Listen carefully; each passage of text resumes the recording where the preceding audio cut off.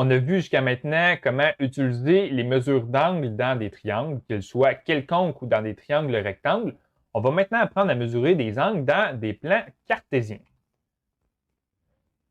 Tout d'abord, il existe quelques conventions concernant les mesures d'angle dans des plans cartésiens. Par convention, ce que je veux dire, c'est que les mathématiciens se sont mis d'accord pour mesurer les angles d'une certaine manière pour mieux se comprendre entre eux.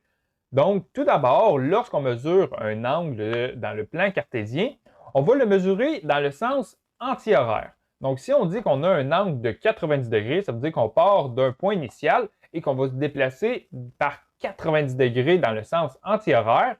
Et si on a un angle négatif, ça veut dire qu'on va se déplacer de 90 degrés, mais dans le sens horaire. Donc, par convention, les mathématiciens se sont mis d'accord pour dire qu'on allait mesurer les angles de cette manière-là. Donc, les angles positifs, c'est dans le sens anti-horaire et les angles négatifs, c'est dans le sens horaire.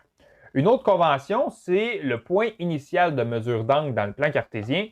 Par convention, on va débuter du côté droit, donc vers l'axe des X qui est positif. Donc, on va partir du côté des X positifs comme ça et on va mesurer l'angle dans le sens anti-horaire, donc en partant de notre angle de 0. Lorsque dans notre plan cartésien, on a un angle de 0, ça veut dire qu'on est situé sur l'axe des X positifs.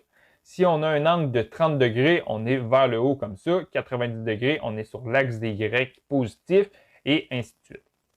Donc, on va faire à l'instant quelques exercices dans lesquels on va devoir mesurer des angles dans des plans cartésiens.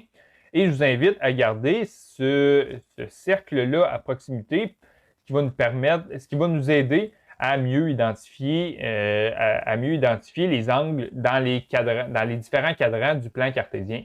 Donc, on va faire à l'instant un exercice en lien avec les mesures d'angle.